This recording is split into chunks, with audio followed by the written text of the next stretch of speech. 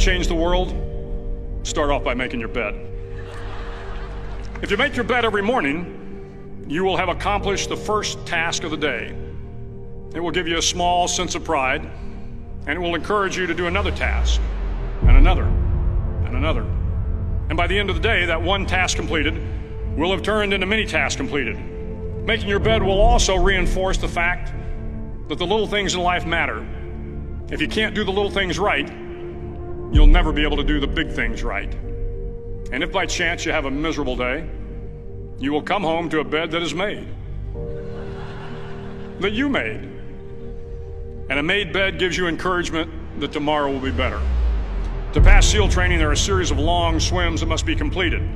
One is the night swim. Before the swim, the instructors joyfully brief the students on all the species of sharks that inhabit the waters off San Clemente. They assure you, however, that no student has ever been eaten by a shark, at least not that they can remember. But you are also taught that if a shark begins to circle your position, stand your ground. Do not swim away. Do not act afraid.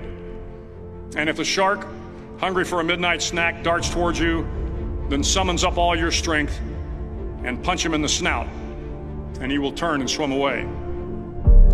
There are a lot of sharks in the world. If you hope to complete the swim, you will have to deal with them. So if you want to change the world, don't back down from the sharks. Over a few weeks of difficult training, my SEAL class, which started with 150 men, was down to just 42. There were now 6 boat crews of 7 men each. I was in the boat with the tall guys, but the best boat crew we had was made up of the little guys, the Munchkin crew, we called them. No one was over 5'5".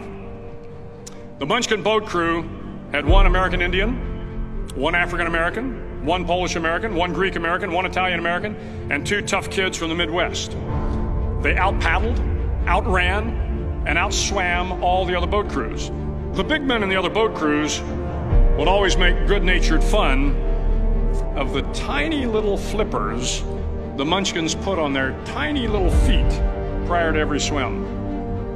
But somehow these little guys from every corner of the nation and the world always had the last laugh, swimming faster than everyone and reaching the shore long before the rest of us. SEAL training was a great equalizer. Nothing mattered but your will to succeed, not your color, not your ethnic background, not your education, not your social status. If you want to change the world, measure a person by the size of their heart, not by the size of their flippers.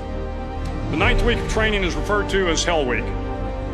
It is 6 days of no sleep, constant physical and mental harassment, and 1 special day at the Mud Flats.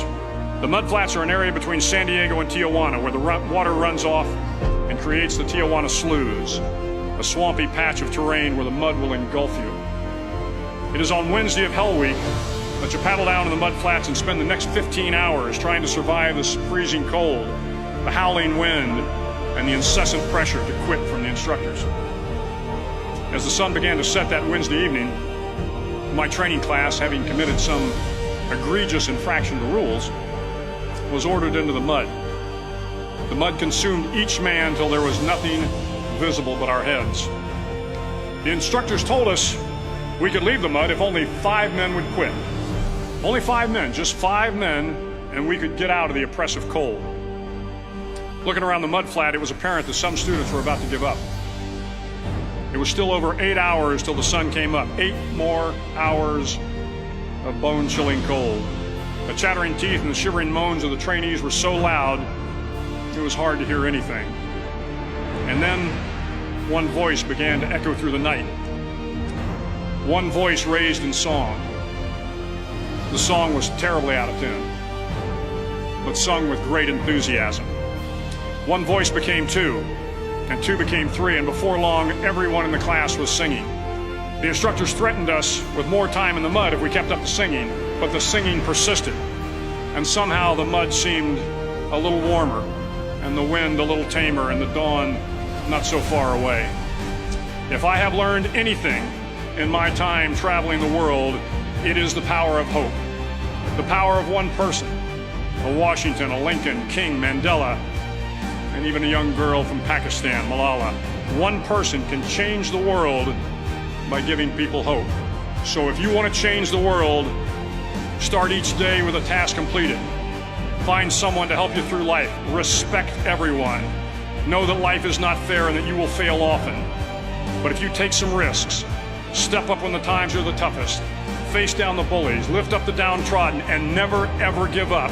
If you do these things, the next generation and the generations that follow will live in a world far better than the one we have today. And what started here will indeed have changed the world for the better.